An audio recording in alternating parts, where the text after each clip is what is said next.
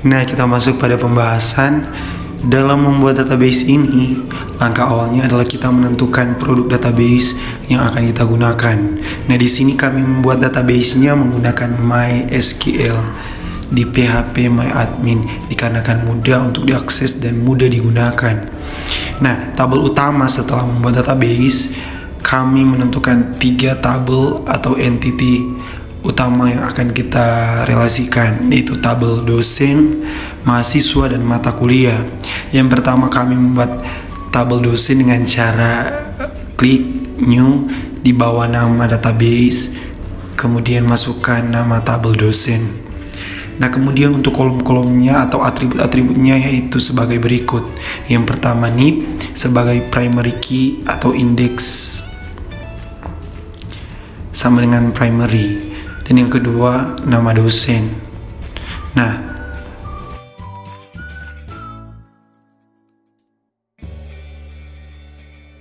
setelah itu klik save untuk menyimpan tabel yang dibuat, maka akan muncul tampilan seperti berikut. Dengan menggunakan hal yang sama, kita membuat tabel mahasiswa dan mata kuliah. Untuk tabel mahasiswa, di mana memiliki 3 atribut. Yang pertama itu name sebagai primary key, yang artinya sebuah entity yang mewakili entity lainnya.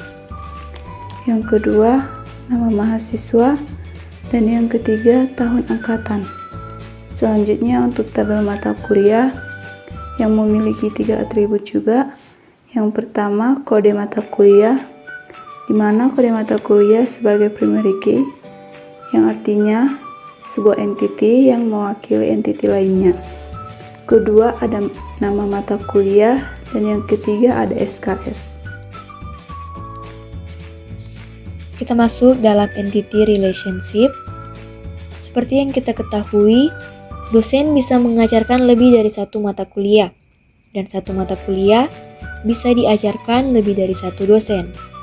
Berdasarkan pernyataan tersebut, bahwa dapat kita simpulkan, dosen dan mata kuliah memiliki relasi many to many.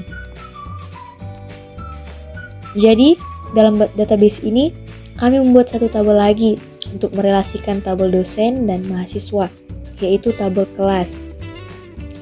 Yang dimana tabel ini memiliki atribut sebagai berikut. Dimana yang pertama, ada kode kelas sebagai primary key, kedua ada semester, ketiga ada NIP, sebagai foreign key dengan referensi dari tabel dosen. Ketiga ada kode MK sebagai foreign key dengan referensi dari tabel mata kuliah.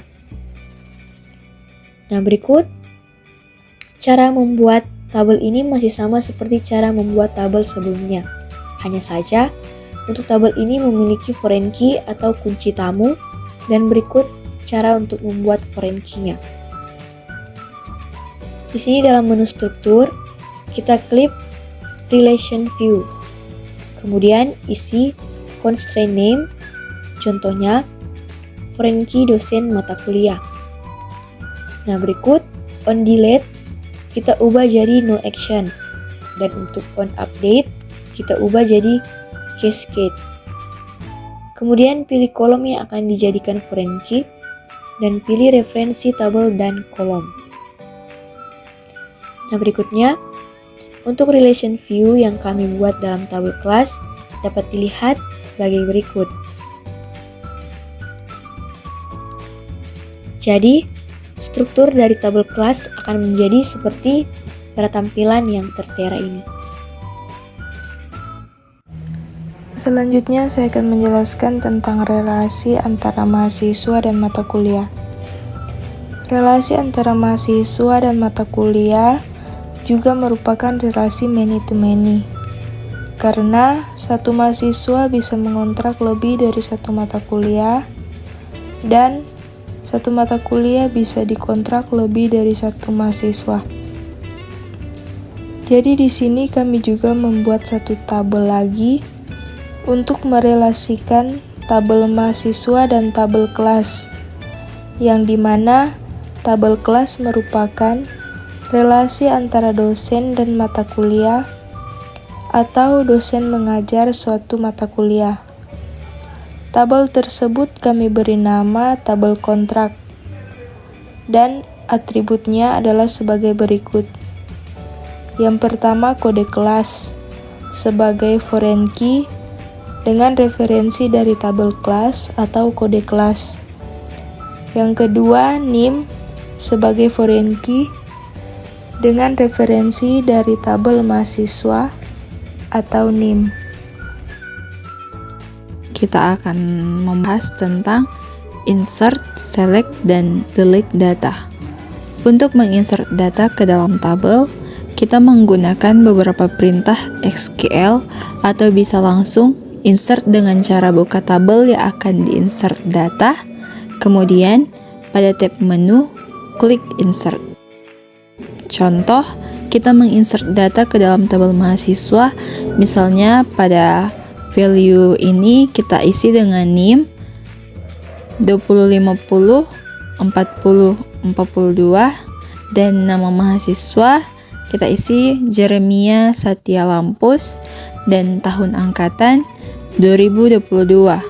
Setelah mengisi value-nya, selanjutnya klik go, maka secara otomatis data yang di atas telah ditambahkan ke dalam tabel mahasiswa.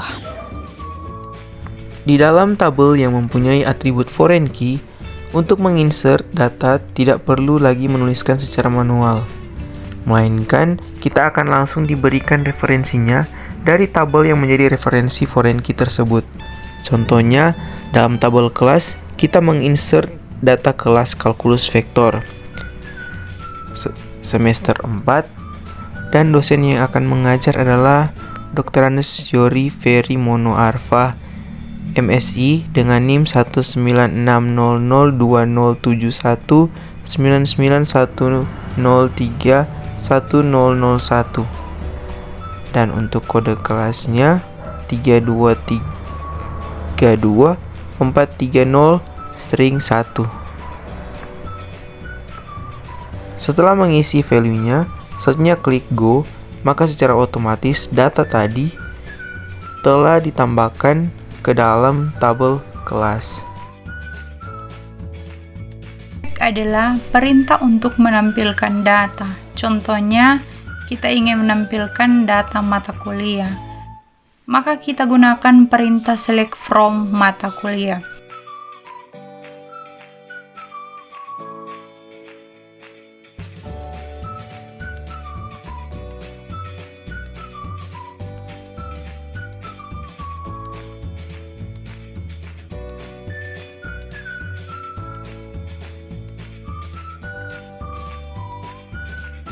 Jika kita ingin menampilkan data select spesifik, maka akan ada tambahan perintah yaitu where.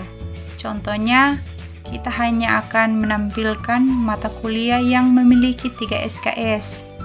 Maka kita gunakan perintah select from, maka mata kuliah where SKS 3.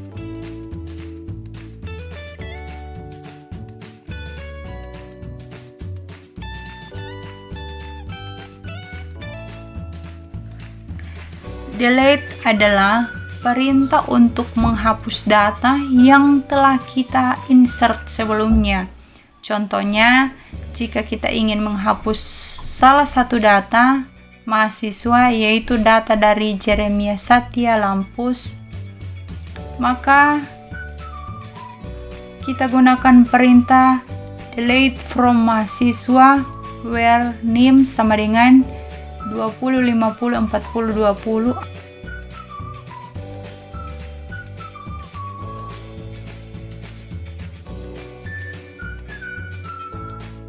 atau bisa langsung klik delete pada tabel, maka data tersebut akan dihapus dari tabel.